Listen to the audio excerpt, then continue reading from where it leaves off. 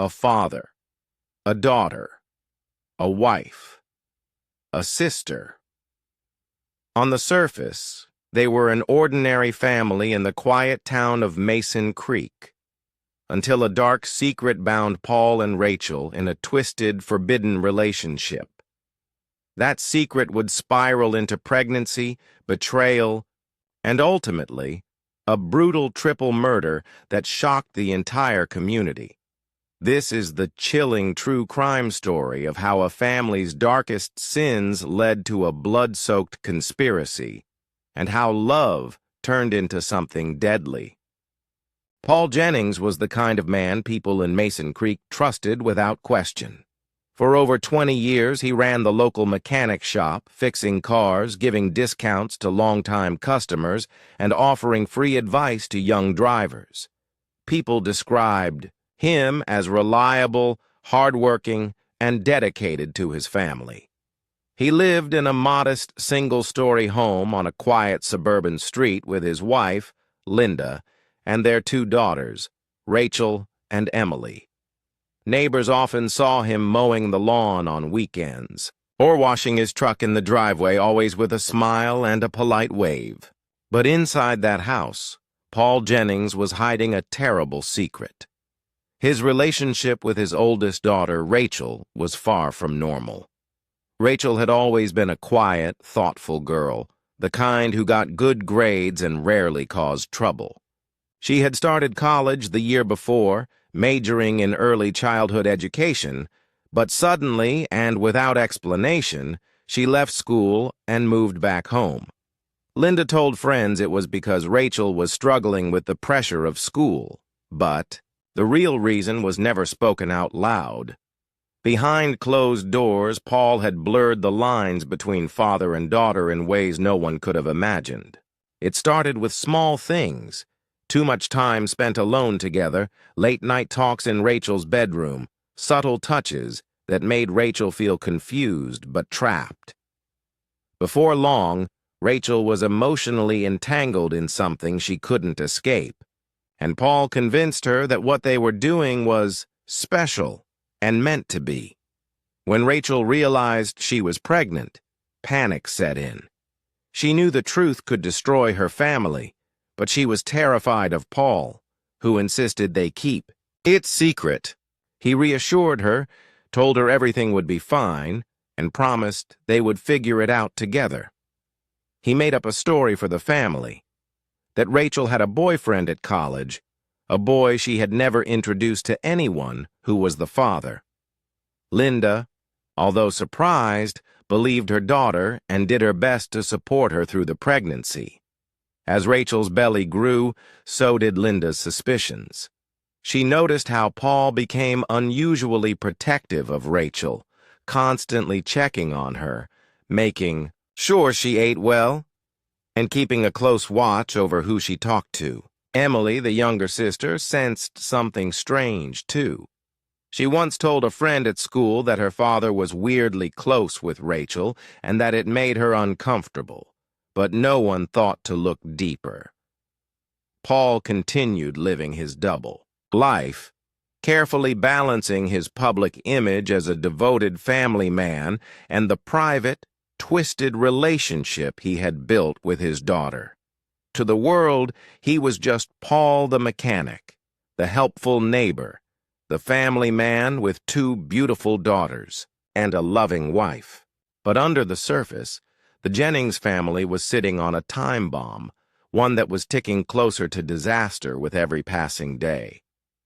The lies were piling up, the tension was rising, and soon everything would explode in the most horrifying way imaginable. Rachel's pregnancy became the quiet storm inside the Jennings household. As the months passed, her body changed, and so did the atmosphere in the home. Linda, who had been excited at first about becoming a grandmother, began to notice things that didn't add up. Rachel refused to let her mother come to prenatal appointments, claiming she wanted privacy. She dodged questions about the baby's father, always saying he was too busy or not ready to meet the family. Linda sensed her daughter's growing nervousness, and, despite her gentle encouragement, Rachel became more withdrawn. Emily, still a teenager, watched the strange dynamic unfold with a mix of curiosity and unease. She wasn't sure why her father hovered so closely over Rachel, or why her parents seemed to be in a constant, silent battle. Emily began spending more time out of the house, hanging out with friends, trying to avoid the tension filling every corner of her home. Paul worked hard to keep control. He knew the situation was fragile, but he believed he could hold the pieces together. At night, when everyone else was asleep, he sat in the garage drinking beer and thinking about the future. In his mind, he had created a fantasy where he and Rachel would raise the baby together, as if they were just another young couple starting a family. He told himself it would all work out, that Linda and Emily would eventually understand, or, if they didn't, they could simply be pushed aside. But Linda wasn't blind. One afternoon, while doing laundry, she noticed Rachel's phone buzzing on the counter. Against her better judgment, she picked it up and scrolled through a series of text messages. What she found shattered her heart.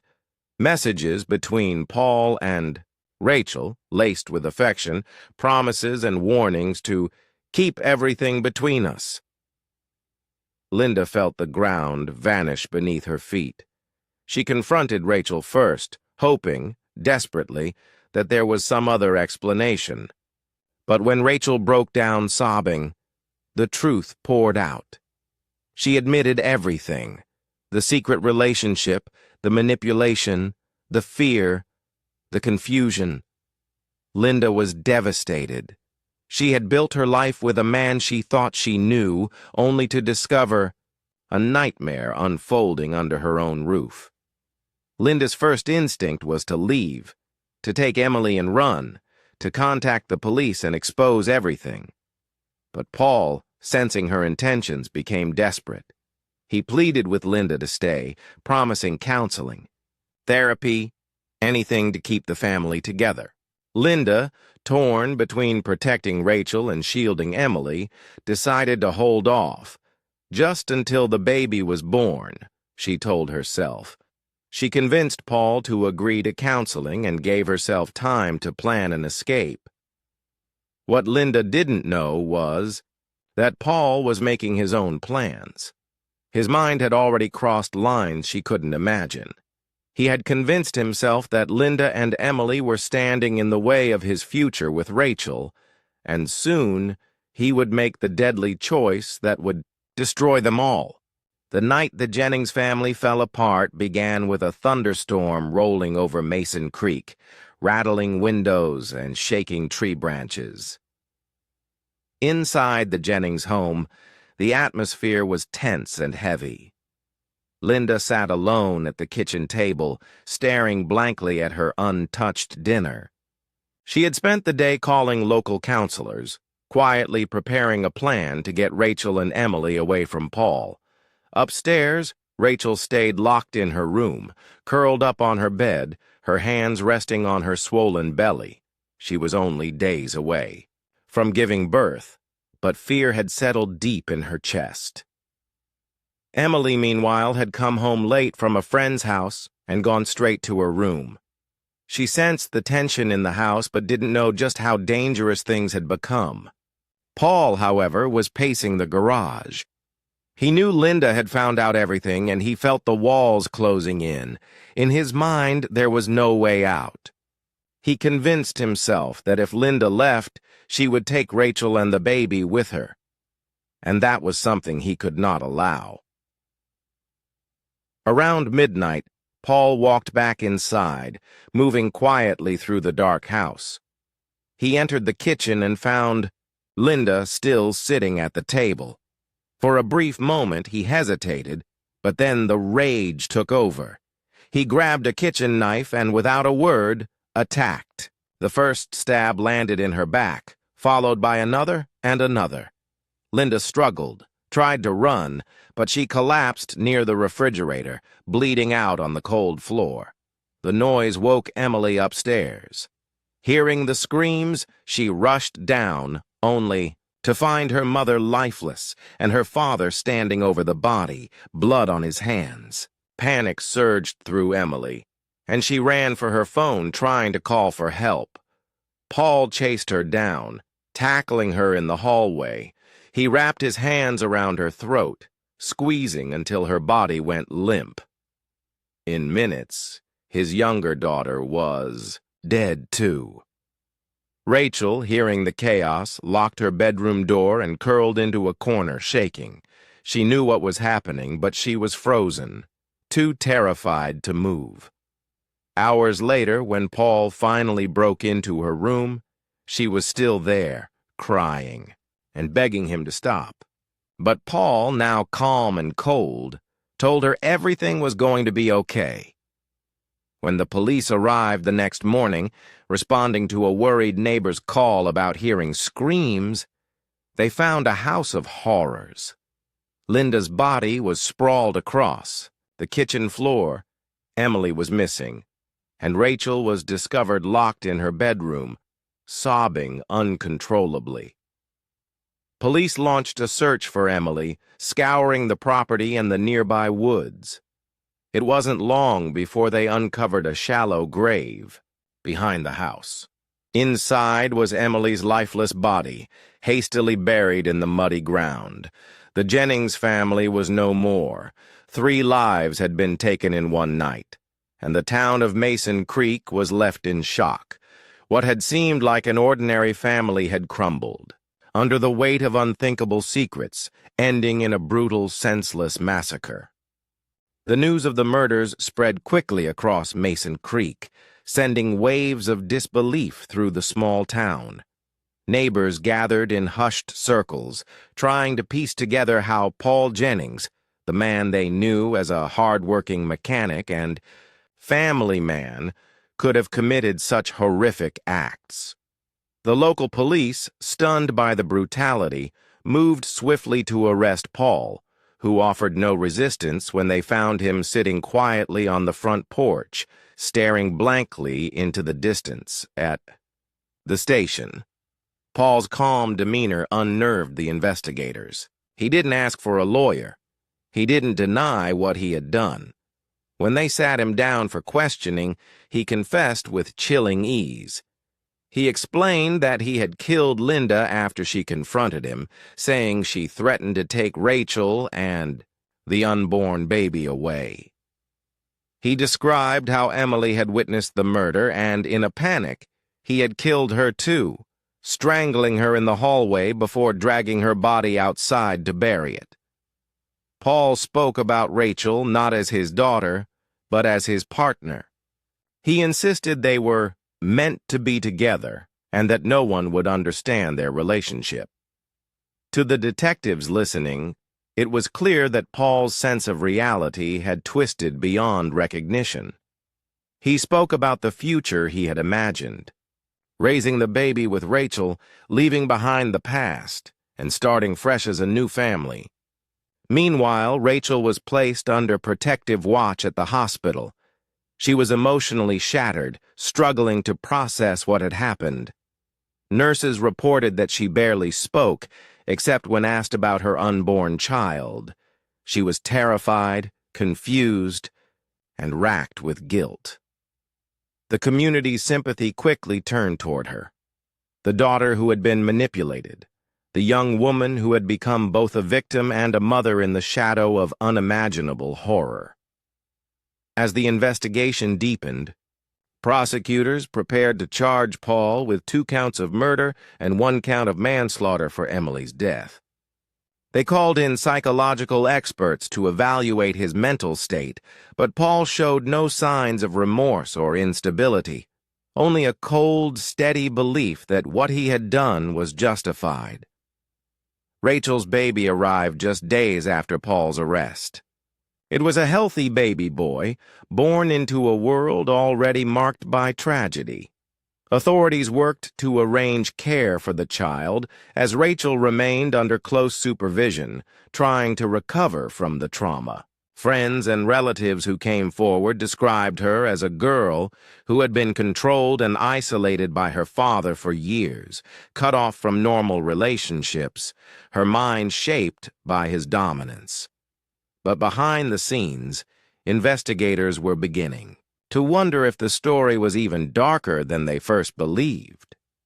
As they combed through the family's digital records, they stumbled upon evidence that suggested Rachel had been far more involved than anyone realized. And what they found would change the direction of the entire case. The Jennings tragedy unfolded in the tense weeks before the trial began. Rachel, now under psychiatric care, found herself at the center of a public storm.